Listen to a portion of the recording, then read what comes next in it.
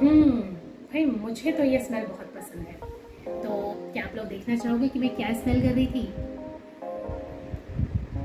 मेरा अगर आप लोगों ने ध्यान से देखा होगा तो बहुत सारे लोग पहचान गए होंगे कि ये जो मेरे हाथ में है ये है कपूर। हमारे घरों में पूजा पाठ के वक्त कपूर जो है उसका इस्तेमाल किया जाता है। और आपने नोटिस किया होगा कि जब कपूर जलता है तो एक बहुत ही कैरेक्टरिस्टिक स्मेल आती है। इनफैक्ट कभी कपूर की बॉटल जो है, जो उसका डब्बा है, उसका सिर्फ ढक्कन खोल दीजिए, उसकी स्मेल जो है वो हवा में फैल जाती है।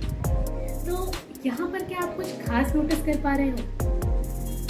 कपूर जो है जब हम उसका डब्बा खोल देते हैं, मतलब उसका ढक्कन खोल देते हैं, तो उसकी स्मेल जो है वो हवा में फैल जाती है। पर अगर ध्यान से सोचो तो यहाँ पर ये अपनी ठोस अवस्था से गैसीय अवस्था में जा रहा है। जब गैसीय अवस्था में जा रहा है तभी हम उसको स्मेल कर पा रहे हैं। तो ये अपनी ठोस से गैसीय अवस्था में जा रहा है।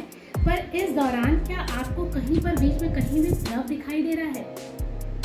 नहीं। इसका मतलब कपूर जो है वो अपनी ठोस अवस्था से सीधे गैसीय अवस्था में परिवर्तित हो जा रहा है।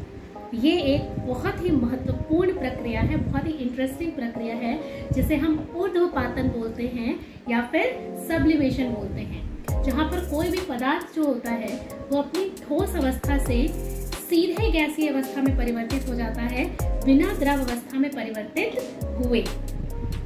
तो ऊर्ध्वपातन जो है इसको देखना और करना काफी इंटरेस्टिंग होगा। लेकिन ऊर्ध्वपातन को करने की दिशा में बढ़ने से पहले मैं आप लोगों से एक बात और करना चाहूंगी कि जैसे कोई भी पदार्थ जो है, कपूर जैसे पदार्थ जो है, वो ठोस अवस्था से गैसीय अवस्था में चले जा रहे हैं, तो गैसीय अवस्था से ठोस अवस्था में भी आ जाएंगे। ये संभव है, बिल्कुल संभव है।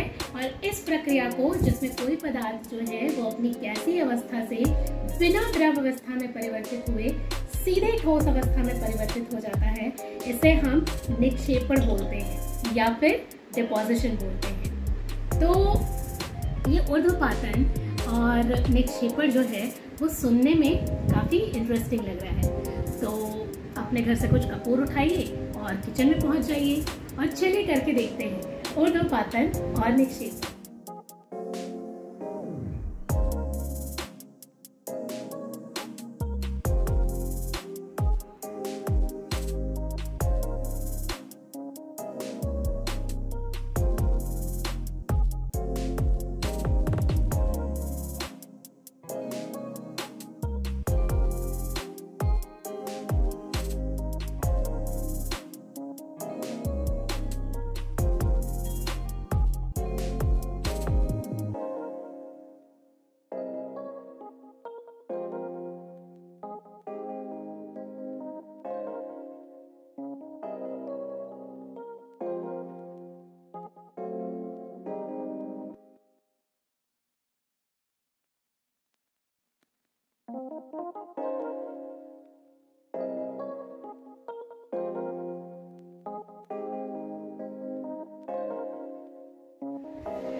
तो आई होप कि एक्सपेरिमेंट करके आप लोगों को ऊर्ध्वपातन और निक्षेपण जो है वो और समझ में आया होगा। अगर इससे जुड़े आपके पास कोई भी प्रश्न है तो मुझसे पूछ सकते हैं कमेंट बॉक्स में। और प्लीज़ अगर कोई भी प्रश्न है तो वो भी पूछें, कोई फीडबैक है तो वो भी दें, ताकि आपके लिए मैं और बेहतर वीडियोस तैयार कर सकूं।